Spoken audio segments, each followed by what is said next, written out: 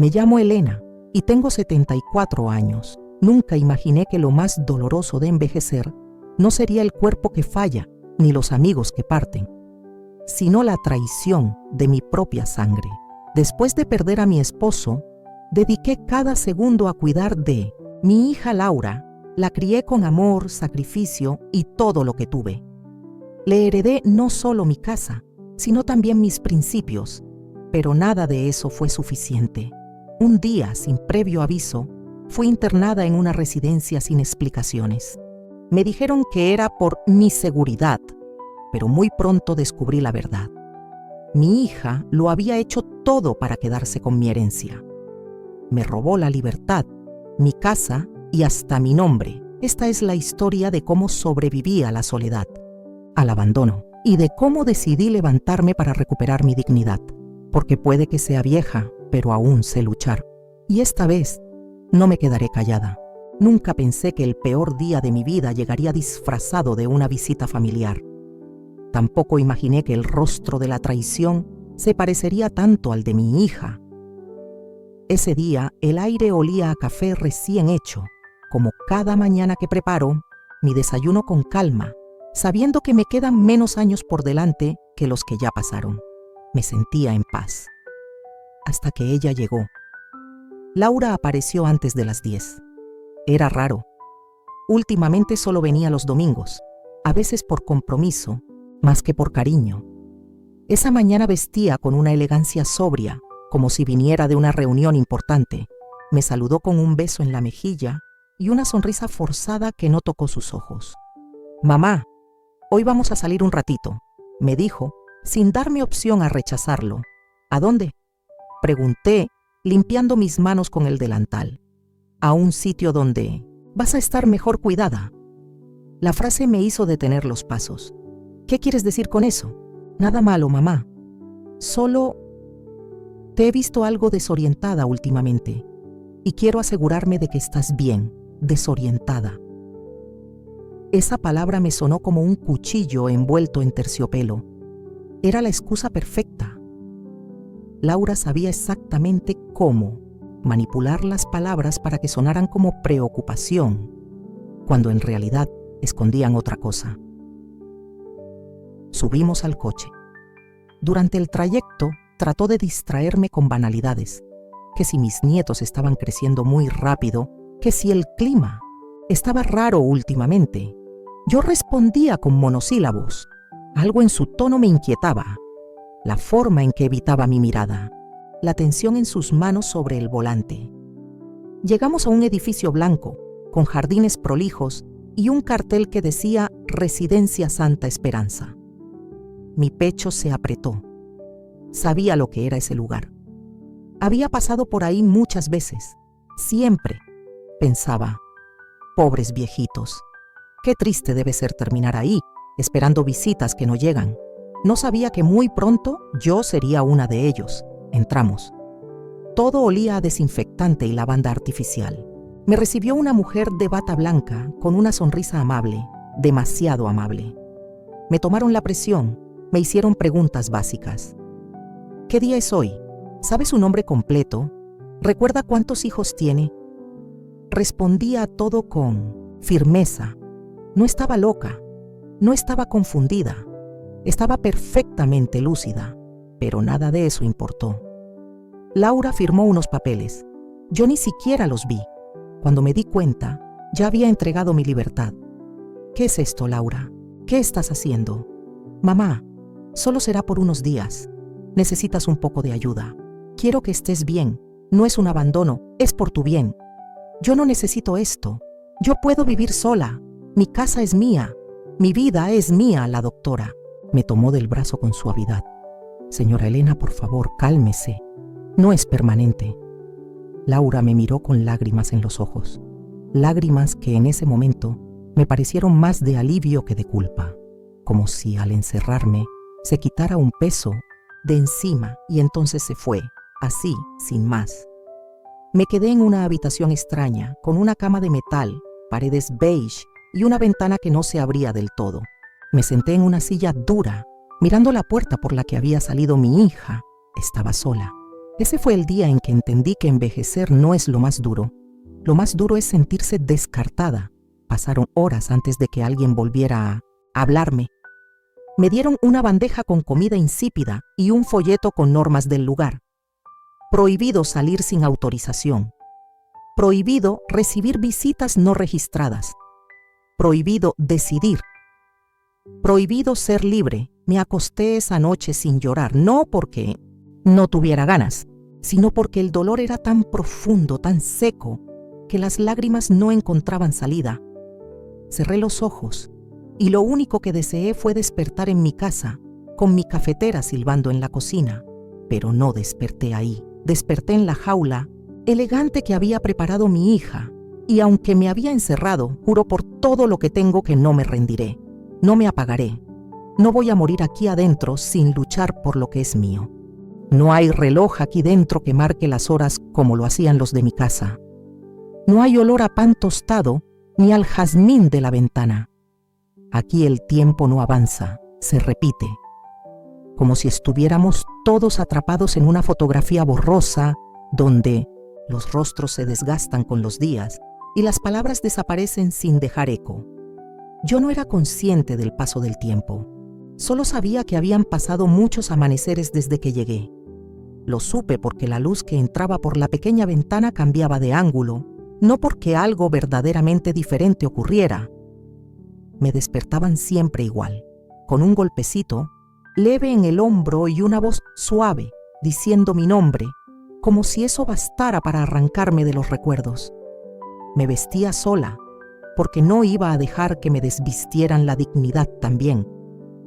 Y luego bajaba al comedor, donde todos los ancianos se sentaban como si fueran parte de una misma pintura apagada. Los días comenzaron a sentirse como castigos silenciosos. No porque me maltrataran, no, en ese lugar todo era correcto, todo era por nuestro bien, sino porque me ignoraban de una forma que dolía más que un grito. Me trataban como si no tuviera historia, como si nunca hubiera amado, reído, llorado, como si no fuera madre. Algunos de los que vivían allí ya no sabían ni sus nombres, otros se aferraban a recuerdos viejos como a flotadores en el medio del mar. Carmen, por ejemplo, repetía cada mañana que su hija vendría a buscarla. Lo decía con tanta convicción que me partía el alma. Hoy sí viene, me lo prometió. Nunca llegaba, y yo también comencé a esperar. Esperaba una llamada, una carta, un mensaje, una señal de que Laura no me había olvidado del todo, pero nada. El silencio fue su respuesta, un silencio tan frío que a veces me hacía dudar de si realmente había sido mi hija. ¿Dónde estaba la niña que dormía abrazada a mi pecho en las noches de tormenta? Una tarde cualquiera, una enfermera nueva se me acercó con una sonrisa. «Señora, Elena, ¿quiere salir al jardín?». Acepté. No porque me apeteciera, sino porque necesitaba que mis piernas recordaran que aún podían moverse. Caminamos hasta una pequeña glorieta donde nadie hablaba. Me senté en un banco y miré las hojas secas en el suelo. Fue ahí, en medio de ese silencio vegetal, que algo dentro de mí despertó. Recordé la última vez que caminé por mi jardín. Había regado mis plantas. Había leído mi libro favorito bajo el limonero. Tenía mi taza de té en la mano y el mundo parecía, aunque pequeño, mío. Y ahora ni mi nombre me pertenecía, porque aquí no era Elena, era la señora del cuarto 17. No podía permitirlo, así que empecé a resistir, de formas pequeñas, pero constantes. Rechacé las pastillas que me aturdían. Comencé a escribir más seguido, incluso en servilletas si no tenía papel. Me inventaba motivos para hablar con otros residentes y lo más importante, observaba, porque ya no solo quería entender por qué Laura me había hecho esto, quería pruebas, algo que pudiera usar, algo que demostrara que yo no estaba loca, que me habían traicionado, que esto no era un simple cuidado médico. Un día escuché a 2 trabajadores hablar mientras creían que yo dormía. Dicen que la hija vendió la propiedad en menos de una semana. Ni siquiera esperó que se enfriara la cama de la vieja. ¿Y cómo lo hizo tan rápido? Tenía un poder notarial. La hizo firmar hace meses, según me contaron. Mi corazón se detuvo. Entonces era cierto. Laura no solo me había encerrado, me había usado, me había preparado, me había despojado con estrategia. Esa noche no dormí, pasé horas mirando al techo, recordando el día en que me pidió firmar ese maldito papel por si pasaba algo. Yo confié, claro que confié. ¿Cómo no hacerlo? Era mi hija. Ahora entendía todo. Me quitó la casa, me internó y seguramente está gastando el dinero que guardé con sacrificio para mis nietos en ropa, restaurantes y viajes. Y yo aquí, tonto, con una sábana áspera, una almohada sin memoria y un corazón lleno de grietas. Pero no estoy derrotada. Al contrario, ahora tengo un motivo y una verdad. Y juro por lo que me queda de vida, por cada cana que me ha dejado este encierro, que no voy a morir sin hacer justicia. Me costó conciliar el sueño durante semanas. Cada noche era una repetición silenciosa de las voces en mi cabeza, las frases que escuché al pasar, las miradas que se desviaban cuando preguntaba por mi hija. Era como si supieran algo que yo no debía saber, como si mi encierro tuviera más de estrategia que de compasión. Dormía poco, apenas descansaba, y cada amanecer me sentía más decidida a entender la verdad que me habían arrebatado junto con mi libertad. Una mañana de jueves, mientras me dirigía al comedor, me crucé con una mujer que no había visto antes. Alta, de cabello castaño recogido en un moño apretado, hablaba con una enfermera y sostenía una carpeta negra. Me oculté tras una columna fingiendo observar unos cuadros y logré escuchar parte de la conversación. La señora Elena ya no tiene bienes a su nombre. Todo ha sido transferido legalmente a su hija. Aquí están las copias de los documentos. ¿Y firmó todo estando consciente?, preguntó la enfermera en voz más baja. Eso consta en el expediente. Lo que haya pasado entre ellas no nos compete. Sentí un frío subirme por la espalda. Esa mujer no era familia, no era médica. Era una gestora, alguien que cerraba papeles, contratos, silencios. Y mi nombre estaba en su carpeta. Mi vida resumida en un expediente. Mi existencia reducida a un trámite. Esa tarde volví a mi habitación sin tocar la comida. Me senté junto a la ventana y miré el jardín. Las hojas caídas se amontonaban sin orden, como yo, como mis recuerdos. Intenté hacer memoria de cada documento que firmé, de cada conversación con Laura que pudiera haber escondido una trampa. Recordé cuando me pidió que firmara una autorización para el banco. Solo por seguridad, mamá, dijo. Recordé el día que vino con una carpeta y me explicó, con esa voz dulce y ese perfume caro, que necesitaba mi firma para facilitar trámites. Yo firmé, claro. Siempre confié. Jamás imaginé que esa confianza sería usada como una soga. La rabia fue creciendo como un fuego lento, pero no era solo rabia. Era algo más profundo. Era la sensación de haber sido borrada, invisibilizada. Me dolía más la indiferencia que la traición. ¿En qué momento Laura dejó de verme como su madre? ¿Qué clase de persona planifica deshacerse de quien la crió, la alimentó, la sostuvo cuando más lo necesitaba? Comencé a escribir todo en mi libreta. Cada recuerdo, cada sospecha. Nombré fechas, describí personas, anoté frases textuales. No sabía si algún día podría usar eso, pero me negaba a quedarme con los brazos cruzados. Esa libreta era mi única arma, mi única defensa contra el olvido. Una noche, mientras todos dormían, salí de mi habitación en puntillas y me dirigí al despacho de la directora. Había visto antes dónde guardaban los archivos. Esperé a que la enfermera del turno se alejara y, con manos temblorosas, abrí la puerta. Dentro, todo estaba en silencio.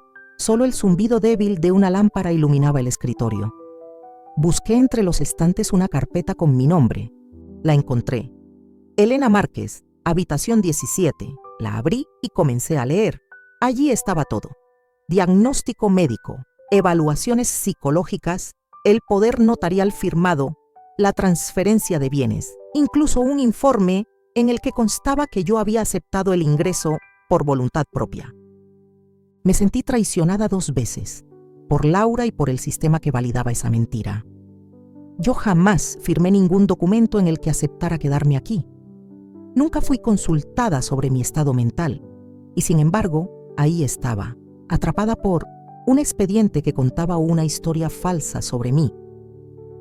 Copié con rapidez los nombres de los médicos que firmaron, los sellos, los números de expediente, guardé los datos en mi libreta y devolví todo exactamente como lo encontré. Volví a mi habitación con el corazón golpeando contra las costillas, pero con la certeza de que ya no era una sospecha, era una red, una manipulación legal diseñada para hacerme desaparecer. Al día siguiente hablé con Clara, la enfermera joven que me inspiraba algo de confianza. Le pedí ayuda para enviar una carta a un viejo amigo de mi esposo, abogado, que aún vivía en el pueblo. No me preguntó mucho, solo aceptó con una mirada compasiva. En esa carta escribí todo. Detallé fechas, nombres, la forma en que Laura me había engañado, cómo fui trasladada aquí contra mi voluntad. Le pedí que buscara las escrituras, que hablara con los vecinos, que encontrara alguna forma de sacarme de esta pesadilla. Los días siguientes pasaron como hojas arrastradas por el viento. Mis rutinas seguían, pero mi cabeza estaba en otra parte. Esperaba una respuesta, una señal. En las noches soñaba con mi casa, con mis plantas, con mi cocina. Despertaba con el sabor amargo de la pérdida, pero también con la determinación intacta. No sabía cuánto tiempo más tendría que esperar. No sabía si Marcos, el abogado, recibiría mi carta, pero una cosa sí sabía: ya no estaba dormida, ya no estaba vencida. Laura me subestimó.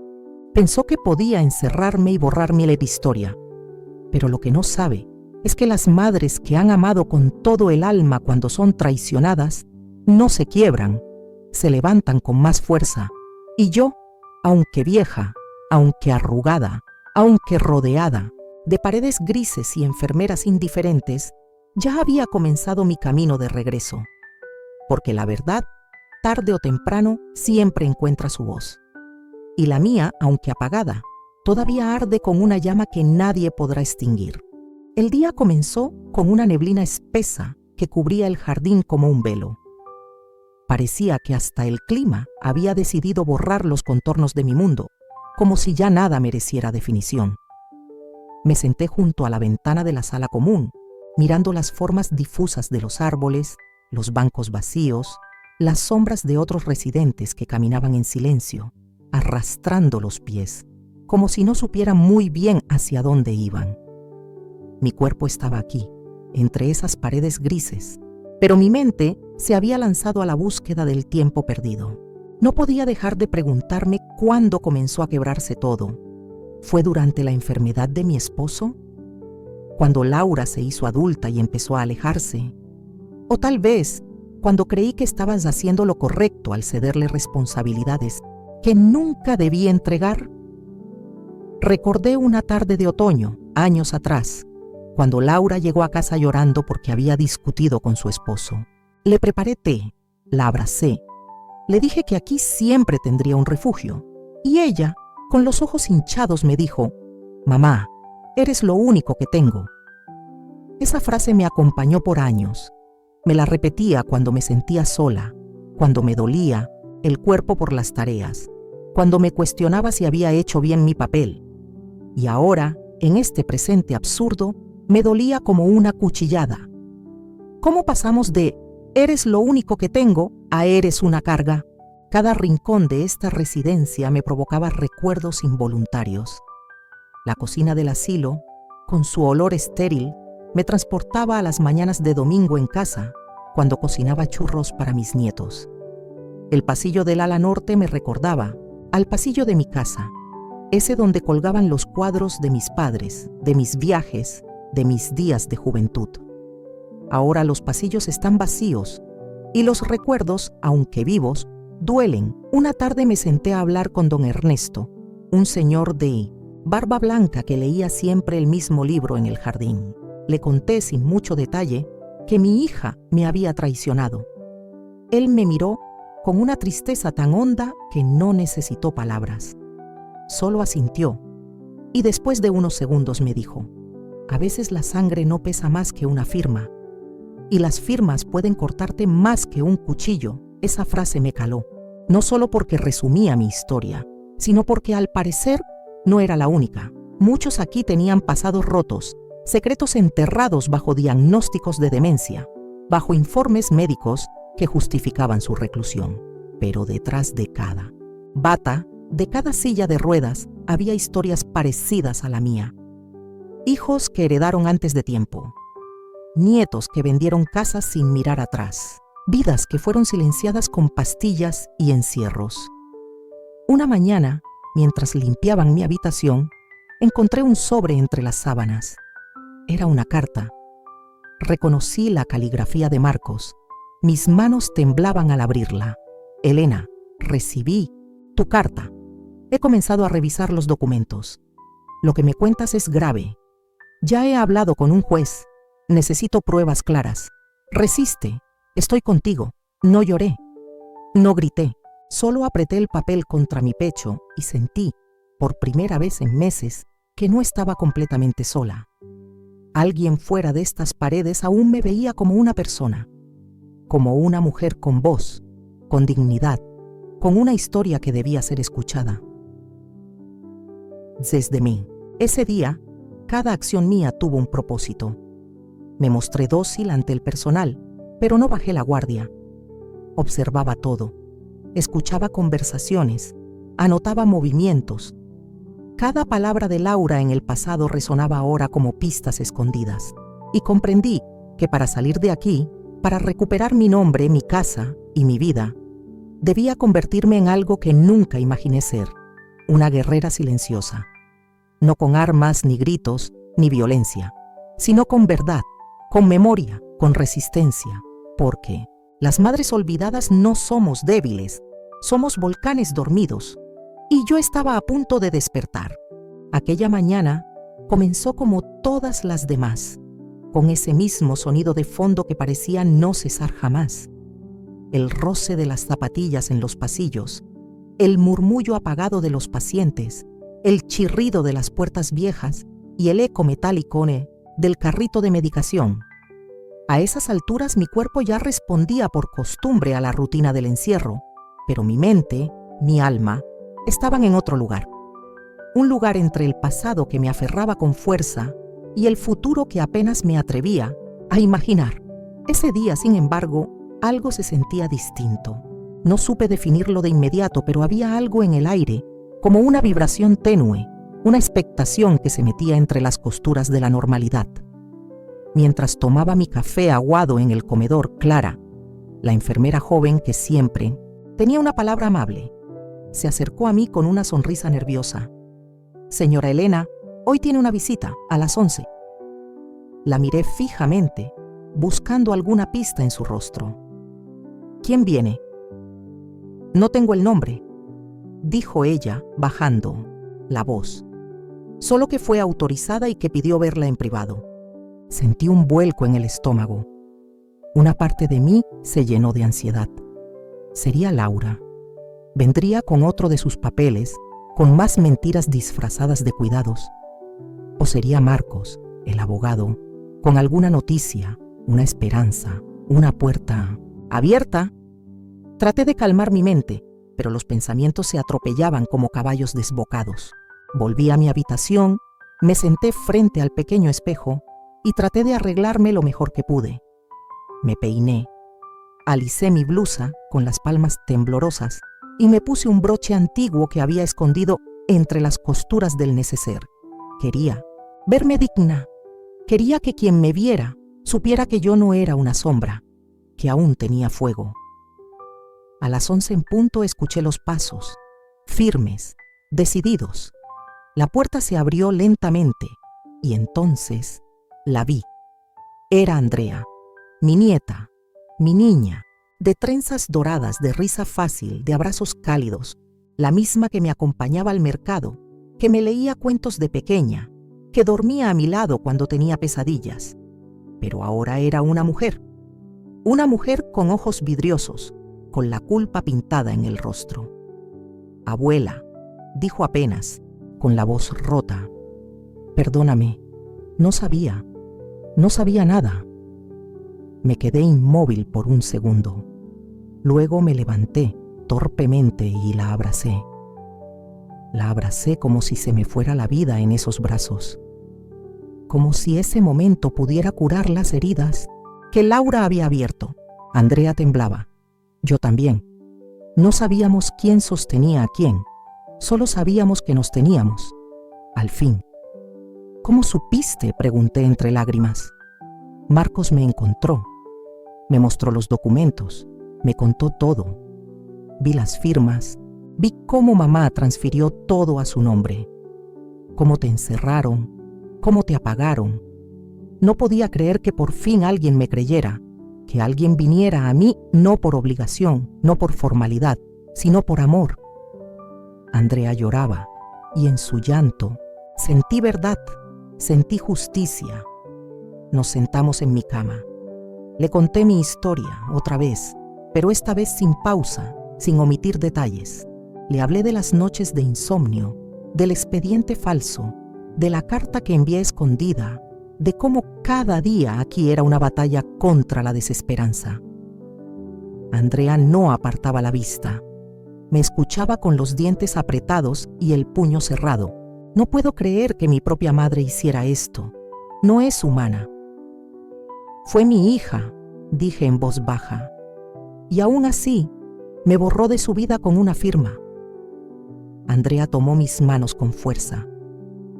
«Yo no soy como ella, y no voy a permitir que esto continúe. Marcos ya está trabajando con un juez. Pero necesitamos más. Necesitamos pruebas, constancia, y sobre todo necesitamos que te mantengas fuerte. Te lo ruego». Asentí. Por dentro lloraba de gratitud, porque en esa habitación pequeña, entre paredes pálidas, había nacido una chispa, la chispa de una verdad que no podía ser apagada. Antes de irse, Andrea me besó en la frente. «Vamos a salir de esto, abuela.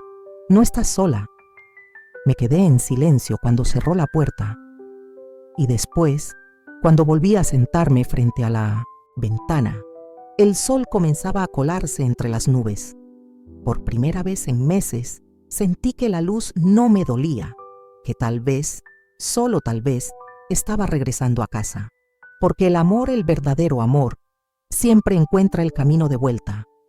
Y yo ya no era una prisionera, era una sobreviviente, una madre, una abuela, una mujer que aún desde la sombra, aún con el corazón roto, aún viva, no pensaba rendirse jamás. Después de la visita de Andrea, algo en mí cambió para siempre. No fue solo esperanza, fue un fuego nuevo, una llama lenta, silenciosa, pero constante, que comenzó a arder en lo más profundo de mis entrañas. Por primera vez en mucho tiempo, sentí que no estaba sola en la oscuridad, y ese pequeño rayo de luz era suficiente para sostenerme. Pasaron días enteros en los que me aferré a la rutina con una disciplina casi militar.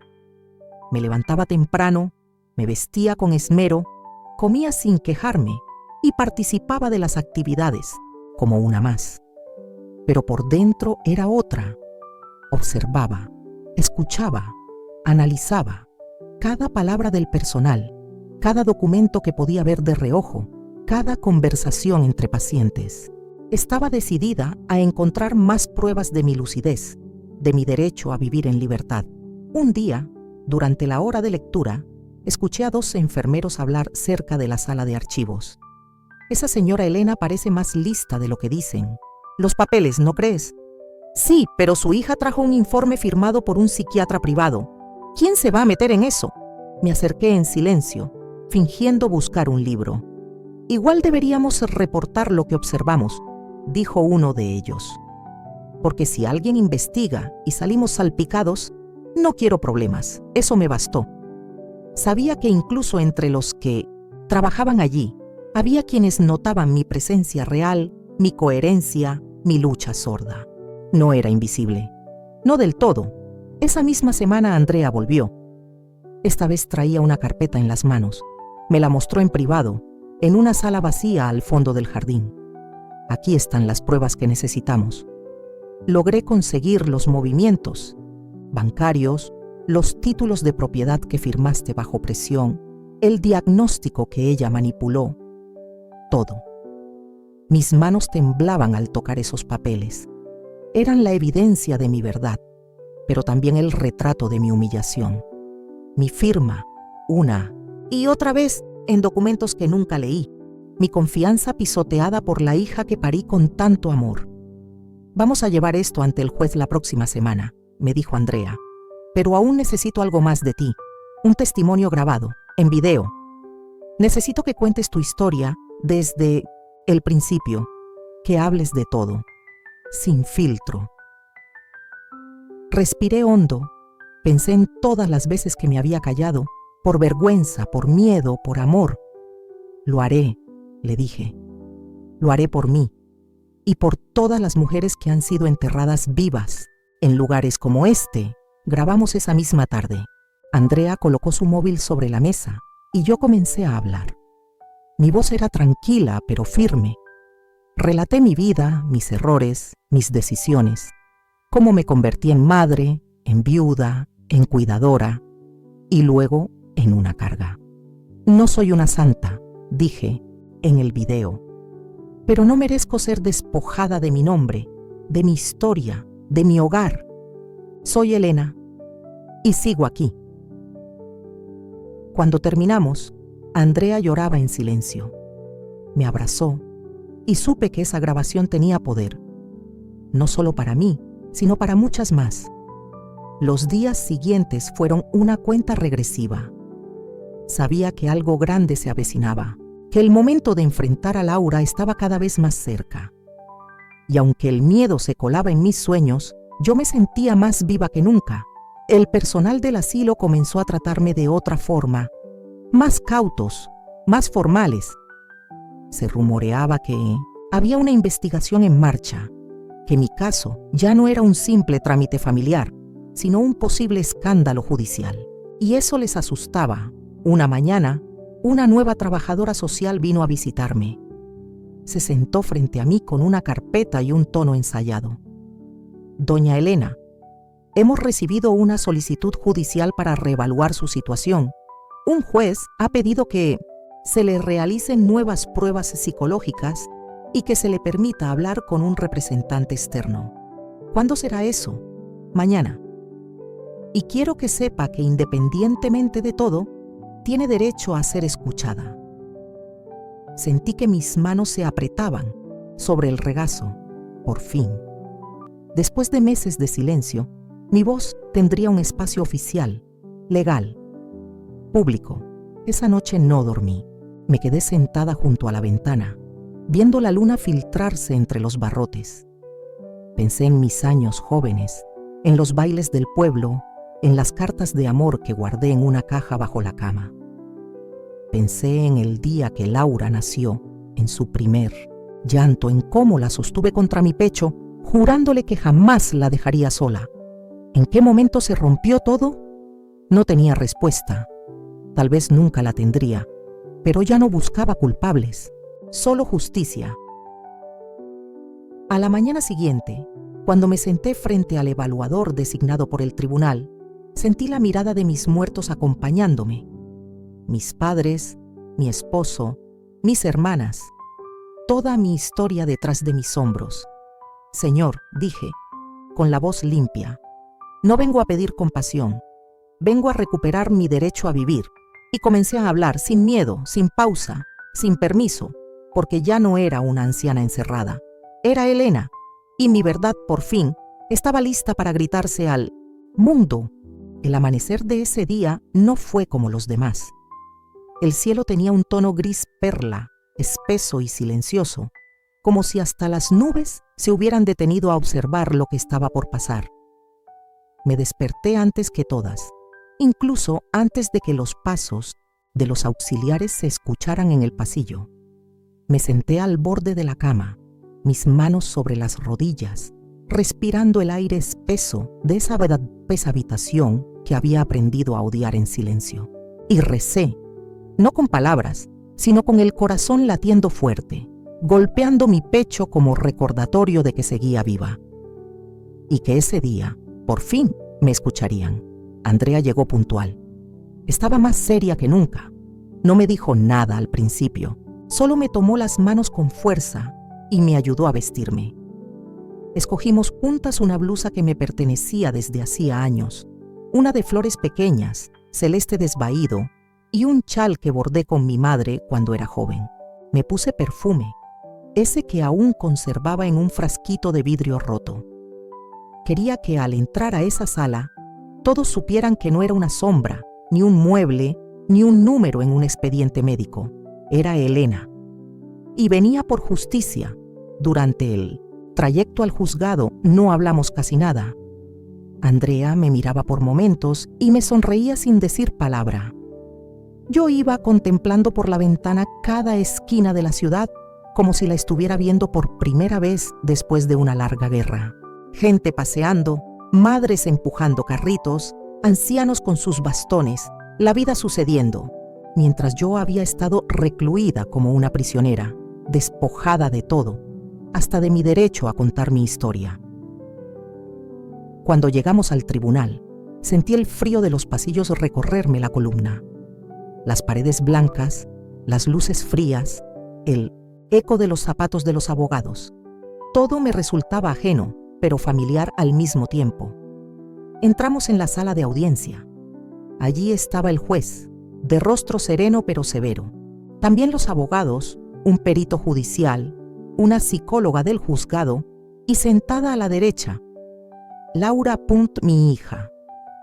No la veía desde aquel día infame en que me dejó en el asilo, y sin embargo, su presencia era como una piedra en el pecho. Iba vestida con elegancia, su rostro sin una sola arruga de culpa, sus labios apretados, la mirada fija en la carpeta que tenía delante. No me miró. Ni una vez el juez abrió el acto. Las formalidades comenzaron. Se leyeron las razones de la audiencia, evaluar la validez del diagnóstico que había derivado en mi internación, revisar la legalidad de las transferencias patrimoniales realizadas bajo interdicción y determinar si existía abuso de poder familiar. ¿Tiene algo que declarar la señora Elena?, preguntó el juez. Me levanté. Andrea me miró y entonces hablé, no como víctima, no como madre dolida, sino como mujer entera, como una anciana con dignidad, como alguien que había sido silenciada y ahora tenía la oportunidad de gritar su verdad. Mi nombre es Elena, tengo 76 años. Fui profesora durante más de 3 décadas. Vi morir a mi esposo cuando mi hija apenas tenía 6 años. Trabajé, tejí, vendí dulces en la plaza, hice milagros con lo poco que teníamos para que a ella no le faltara nada. Y cuando envejecí, cuando ya mis manos no tejían tan firme, ni mis pies no caminaban tan rápido, ella decidió que ya no servía. Me internó, me robó, me borró. Mi voz temblaba, pero no por miedo. Era el temblor de una vida entera conteniéndose y, por fin, explotando. Les conté del encierro, de las noches llorando en silencio, del café frío, de las cartas que nadie respondía. Les hablé de la memoria que aún guardaba fechas, rostros, canciones, de las conversaciones con otras internas, de las veces que casi creí que yo estaba equivocada, que tal vez sí estaba loca, pero no lo estaba. Andrea presentó las pruebas, documentos bancarios, la firma forzada en la escritura de mi casa, el diagnóstico psiquiátrico redactado por un supuesto profesional que jamás me entrevistó. Cada página era una puñalada más en el castillo de mentiras que mi hija había construido. Entonces, Laura habló. Su voz fue fría, medida. Dijo que lo hizo todo por mi bien, que temía por mi salud, que no podía dejarme sola en casa porque yo confundía las cosas, que un día había dejado el gas encendido, algo que jamás ocurrió, que me desorientaba. Otra mentira más. La psicóloga del tribunal fue clara. Durante nuestras entrevistas, la señora Elena mostró absoluta coherencia temporal, espacial, emocional. No se evidencia deterioro cognitivo que justifique su interdicción ni su internamiento. Y el silencio se hizo. Un silencio denso, de esos que solo ocurren cuando la verdad es tan fuerte que nadie se atreve a contradecirla. El juez pidió un receso. Durante esos minutos me senté y observé mis manos.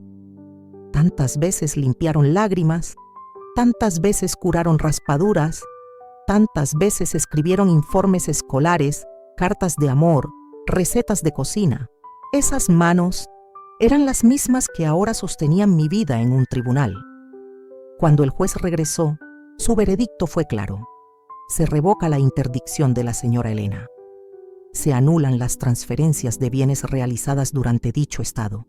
Se instruye a la Fiscalía que investigue posibles delitos de abuso patrimonial y falsedad documental. Y se solicita la restitución inmediata de sus derechos civiles. Andrea lloró. Yo no por falta de emoción, sino porque mis lágrimas ya no eran suficientes para todo lo que sentía. Laura bajó la mirada y por primera vez vi miedo en sus ojos. Salí del tribunal con la frente en alto. Esa noche dormí en casa de Andrea. Preparó una cama junto a la ventana. Me trajo chocolate caliente. Me abrazó antes de dormir. Y mientras el silencio me rodeaba otra vez, sentí que, por fin, ese silencio no era de encierro, sino de paz, porque ya no era una carga, era Elena. Nadie más me iba a encerrar en una mentira, nunca más. Volver a cruzar el portón de mi propia casa fue una experiencia que jamás podré describir del todo.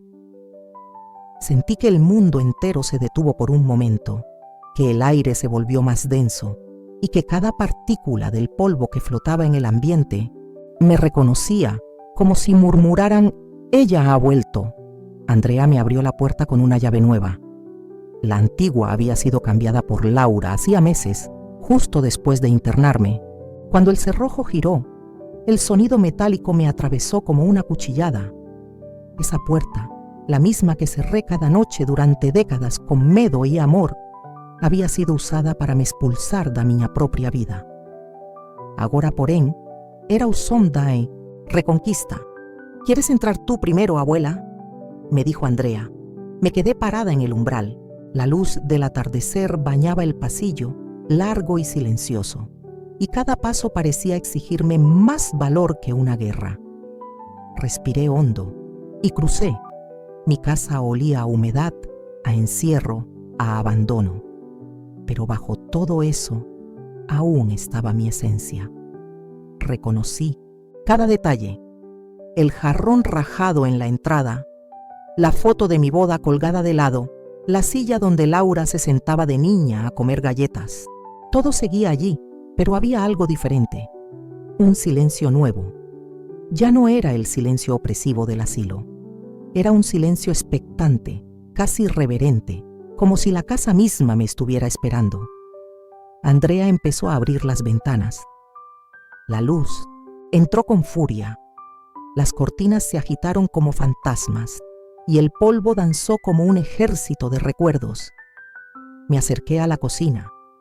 Acaricié la encimera. Pasé los dedos por el borde del horno. Abrí los cajones. Allí estaba todo. Mis cucharas de madera, mi cuaderno de recetas con manchas de chocolate, la taza de porcelana azul que usaba cada mañana, y junto a ella, una nota arrugada, escrita por mí hacía años. Una lista de compras: pan, leche, manzanas, canela. Me quedé mirando esa hoja como si fuera una reliquia sagrada. «Esta casa tiene alma», susurré, «y esa alma soy yo». Nos sentamos en 1970, la sala. Andrea me miraba con ojos húmedos, pero no decía nada. Entonces le conté. Le hablé del día en que compré la casa con su abuelo, de cómo pintamos las paredes con nuestras propias manos, de cómo dormíamos en colchones en el suelo porque no teníamos muebles, de cómo Laura aprendió a caminar justo aquí, donde ahora había un mueble nuevo que ella eligió sin mi permiso. Hablé del árbol en el jardín, el mismo que plantamos cuando Laura tenía 5 años, el que creció torcido pero fuerte. Como yo, Andrea lloró. Nunca imaginé cuánto habías perdido, dijo, y yo pensaba que solo era una casa.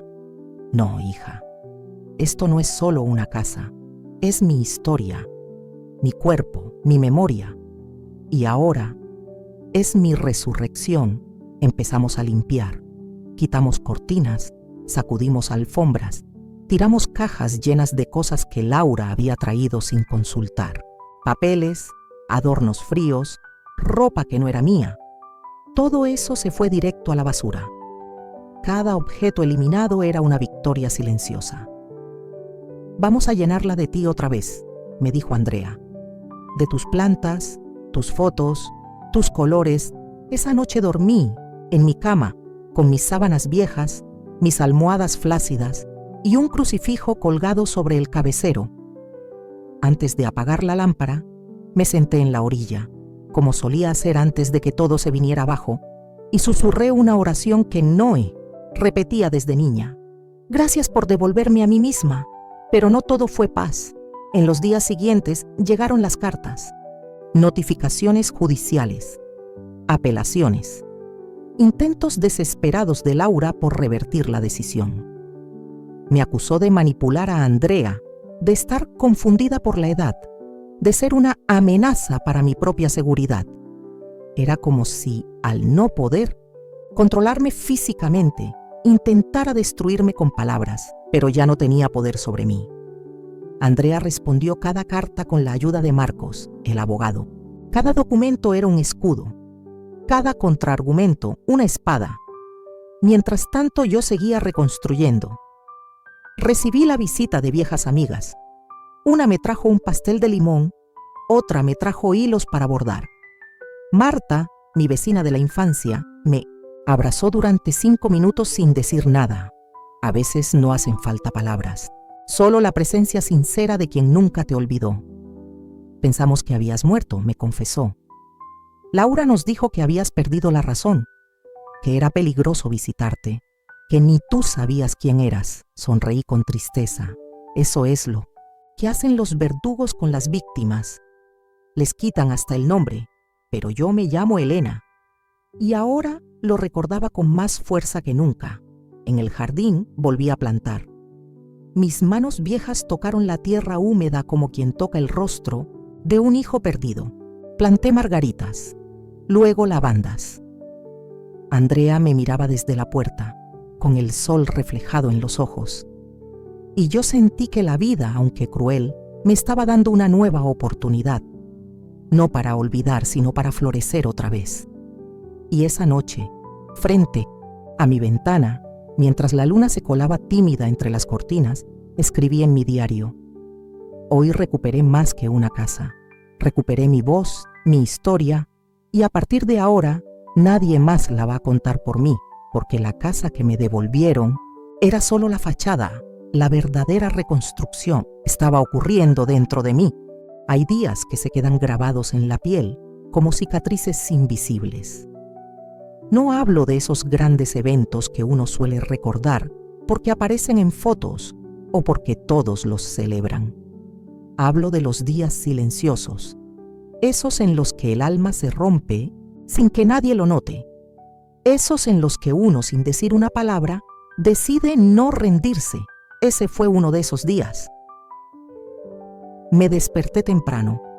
El sol apenas se colaba por la cortina de mi habitación y el canto de los pájaros tenía una tristeza que solo las mujeres muy viejas saben escuchar. Me senté al borde de la cama, con la espalda dolorida y los pies aún hinchados, pero mi corazón ese latía con fuerza, como si supiera que aquel día algo en mí cambiaría para siempre. Andrea ya no estaba en casa. Había salido temprano con Marcos, el abogado, para cerrar los últimos papeles del proceso legal. Todo parecía estar en orden. Los derechos restituidos, la casa nuevamente a mi nombre, las acusaciones de Laura desestimadas por el juez. Pero aún así, yo no me sentía en paz, porque el daño más profundo no estaba en los documentos, estaba en el alma. Me preparé un café, me senté frente a la ventana del comedor y empecé a mirar el jardín. Las flores que planté semanas atrás crecían con una belleza silenciosa. Lavandas, margaritas, pequeños brotes de romero. Vi a una abeja revolotear entre los pétalos y me di cuenta de que la vida no me había abandonado. Solo había esperado a que yo estuviera lista para retomarla, pero entonces el teléfono sonó. Era una voz que no escuchaba desde hacía mucho. «Mamá, soy Laura». Sentí que el aire se congelaba.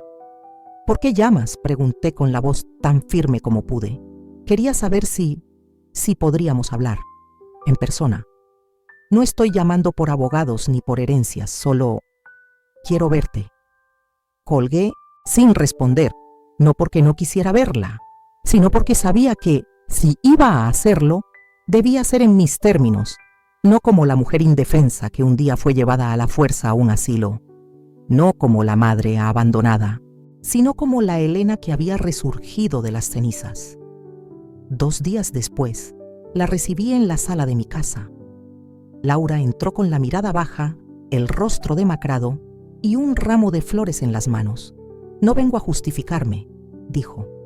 «Solo quería pedirte perdón». Me quedé en silencio, porque el perdón no es una puerta que se abre con palabras. Es un camino que se construye con actos. Y Laura apenas había dado el primer paso. «¿Tú sabes lo que hiciste?», le pregunté mirándola a los ojos. «¿Sabes lo que significa que tu propia hija te encierre como si fueras un mueble viejo? Que te quite tu nombre, tu historia, tu casa». Laura rompió en llanto. No lo supe hasta que fue demasiado tarde. Me perdí. Me dejé llevar por el miedo, por la ambición, por el deseo de controlar algo, y lo único que logré fue destruir a la única persona que siempre estuvo ahí para mí. No dije nada, solo la observé. Lloraba de verdad, pero aún así, una parte de mí seguía rota. «No te odio, Laura», dije finalmente, «pero tampoco sé si puedo perdonarte». «No aún», ella asintió. «Lo entiendo, y no te pido que lo hagas ahora. Solo quería que supieras que estoy aquí y que me arrepiento, y que si algún día decides que merezco una oportunidad, estaré esperando». Salió sin decir más, y me quedé sola, mirando las flores que había dejado sobre la mesa. Eran violetas, mis favoritas. No porque fueran perfectas, sino porque sabían florecer incluso en las grietas. Ese día no terminó con una reconciliación, tampoco con un final feliz, pero terminó con algo más valioso, con dignidad, porque me di cuenta de que, aunque me habían quitado todo, mi libertad, mi hogar, mi familia, había algo que nadie pudo arrebatarme: mi fuerza, mi historia, mi verdad, mi dignidad. Y esa será mía hasta el último aliento. Pensé que el final de esta historia llegaría con un portazo, con una lágrima solitaria o con un «te perdono» entre suspiros. Pero no. El verdadero final no suena como una explosión. No es dramático. El verdadero final se parece más a una mecedora que cruje despacio en un atardecer, mientras el mundo sigue girando. El verdadero final es cuando el alma deja de temblar, cuando por fin uno puede respirar sin miedo. Ya han pasado varios meses desde que recuperé mi casa. Las paredes ya no están frías. Huelen a pan, a romero, a vida. Andrea viene todos los fines de semana. Trae flores, me ayuda con la ropa de cama y a veces solo se sienta a mi lado, sin hablar, con una taza de café entre las manos. Ya no necesitamos muchas palabras. Aprendimos a estar en silencio, juntas. Y ese silencio ahora ya no es vacío, es compañía, He vuelto a bordar. Mis dedos torpes se pelean con la aguja, pero mis ojos aún saben seguir el hilo. En cada puntada encierro algo, una memoria, una lágrima, un pequeño fragmento de la Elena que fui. Algunas noches escribo, no en un diario, sino en hojas sueltas que escondo entre los libros, cartas para mí misma, cartas que nadie leerá, porque no necesito que el mundo me entienda. Me basta con haberme entendido a mí. Hace poco Laura volvió. No llegó con flores, ni con excusas. Llegó con los ojos cansados, el rostro sin maquillaje, las manos vacías. Se quedó en la puerta como si esperara que yo decidiera su destino. No dije nada, solo la invité a entrar. Nos sentamos en el jardín. El limonero, ese que plantamos cuando ella tenía 5 años, está más alto que nunca. Las ramas torcidas, como nuestras vidas, siguen dando fruto. He empezado terapia, me dijo sin rodeos. No para que me perdones, sino para entender por qué fui capaz de hacer lo que hice. No respondí. Quiero recuperar algo de lo que rompí. No sé cómo. No tengo derecho a pedir nada, pero estoy aquí. Le ofrecí un poco de té, no por cortesía, sino porque el odio es una carga que ya no puedo permitirme llevar.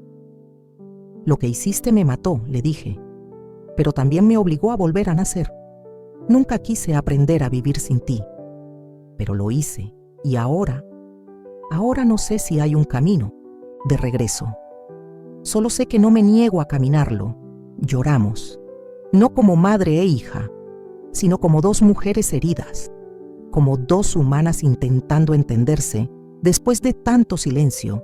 Hoy miro esta casa y no la veo como un castillo perdido. La veo como una isla, mi isla. Me reconstruí con las ruinas de lo que me arrebataron. Y aunque sigo cargando cicatrices que no se ven, aprendí que la dignidad no se negocia, que la voz de una mujer mayor no se apaga, que mientras una historia no sea contada, no termina de existir. Por eso estoy aquí, contando la mía, para que tú, que me escuchas, sepas que no estás sola, para que si alguna vez te hicieron sentir como un estorbo, como una carga, como una sombra, sepas que eso es mentira. Somos raíces, y sin raíces, ningún árbol se sostiene. Si tú también tienes una historia, grítala, escríbela, cántala. No importa si tiemblas, no importa si nadie más te aplaude, lo importante es que sea tuya. Y si algún día alguien intenta callarte, recuerda esto: no es el asilo, ni la traición, ni el silencio. Lo que define tu vida es tu fuerza para volver. Y la mía, créeme, está más viva que nunca. Gracias por escuchar mi historia. Si te conmovió, déjame tu comentario, comparte este video con alguien que lo necesite y suscríbete al canal para que más voces como la mía nunca sean olvidadas.